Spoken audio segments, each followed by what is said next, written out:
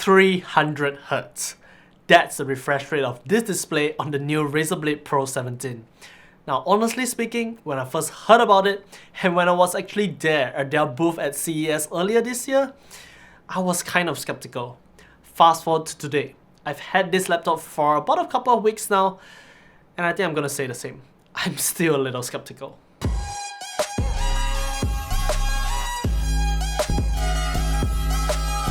But that's not to say I don't like it. I did thoroughly enjoy my experience with it for the past 2 weeks, be it for gaming or just general usage. With that said, however, there are a few things that I do have to point out should you be interested in getting this laptop. Right off the bat, do know that it's going to be pretty expensive. Now I wouldn't say it's worth the price, but I can't say that it's not worth the price, but I can kind of understand why, because larger laptops tend to cost more in general, and well, it's Razer. But speaking about size, we do have to talk a little bit about the design. If you have seen last year's model, you have seen this one. Believe it or not, this is actually only the third iteration of the 17-inch design. Now is that bad? No, not at all. Because the updated look from last year was great and still looks great even in 2020. In essence, it's basically a larger Blade 15. But of course, it gets the same quote-unquote drawbacks. While the black finish is great, it does pick up oil stains and fingerprints really easily. So if you want to keep it fresh looking, you have to wipe it down pretty regularly. And also, because it's black, if you do accidentally nick it, the underlying silver will definitely show through. Taking care and maintaining your blade will require a little bit of effort, but if you do, you'll be fine. But design aside, let's talk about what's new. That display. You still get a 17.3-inch Full HD IPS display that covers 100% sRGB and goes up to about 300 nits and maximum brightness. But instead of the 240Hz panel of last year, as mentioned, Razer has bumped it up to 300Hz.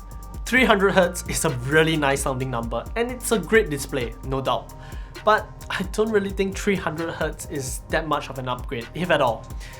If you're coming from a standard 60Hz display, going from 60Hz to 120Hz or 144Hz, that's a difference that's pretty noticeable even for the average person. Now going from 144Hz to 240Hz, I would say you can still notice it, but only if you're used to 144Hz and if you have a really keen eye. Now going from 240Hz to 300Hz, I'm not sure if those who are even used to 240Hz would even notice a difference at all. Now I'm not saying it's a bad display, far from it. Colors and viewing angles are great, be it for YouTube or gaming, and feel free to edit photos or videos with it. It's just, I don't really see the point of 300Hz. Honestly, for me, I would have much rather Razer stuck to 240Hz and improve on things like color or brightness, or perhaps offer a better option, 1440p at 144Hz. That would have been much better, but those are just my thoughts. Next is the webcam. It's 720p and you do get support for Windows Hello. I would say it's an average webcam at best. It's good enough for calls on Discord or with your friends and family, but definitely not for any business meetings or any kind. Microphones are decent, like I said, but overall, if you're coming from something like a Microsoft device, then this will definitely disappoint you. Like on the Blade Stealth, which I reviewed earlier, you finally get back the original keyboard design with the half-height arrow keys. And so, the question mark and shift keys are right next to each other. No more typos. Keys are tactile, have a good amount of key travel, and overall, it was just pleasant to use for both typing and gaming.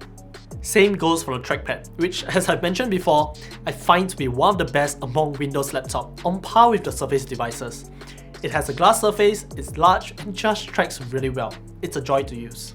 For speakers, you get stereo speakers that flank both sides of the keyboard, and honestly, it's one of the better speakers I've heard on laptops so far. It gets pretty loud, have a decent amount of bass while maintaining clear highs, and does actually have a little bit of soundstage thanks to how wide they are spaced apart. But of course, if you're gaming, I would always suggest a good gaming headset. We then come down to ports, and I would say there's plenty. On the left, you get your power port, RJ45 Ethernet that's actually 2.5 gigabits, a couple of standard USB 3.2 Gen 2, a Type-C port, and your 3.5mm headphone mic combo jack. Flipping over to the right, you get HDMI 2.0B, another standard USB 3.2 Gen 2, a Thunderbolt 3 port, and a UHS 3 SD card reader. With all that said and done, we now come to performance, and this This is where the Razer Blade Pro 17 really shines. For our model, we are rocking an Intel Core i7-10875H, 16GB of RAM running at 2933MHz, an Nvidia GeForce RTX 2080 Super Max-Q, and 512GB of NVMe storage. In Cinebench R20, you can expect great performance out of that 8-core 16-thread chip, with a multi-core score of 3230 and a single-core score of 455. It really is nothing to scoff at. In Davinci Resolve, the 10-minute 1080p edit took about just half the amount of time to render out at about 5.5 minutes, while the 15-minute 4K render was almost real time, taking about 70 minutes to finish the export. So pretty much you can run any creative application like Lightroom, Photoshop, After Effects, or even 3D stuff like Maya, and you'll run fine. It's great for creative work. But we are talking about Razer, so let's talk about gaming as well. With an RTX 2080 Super Max-Q, you can pretty much play any games without a single worry. You can even choose to turn on ray tracing in games like Shadow of the Tomb Raider or Battlefield 5 and still get above 60 frames per second. Or you can go ham with esports titles and achieve much higher frame rates to make full use of that 300Hz display. But what's more amazing are the temperatures.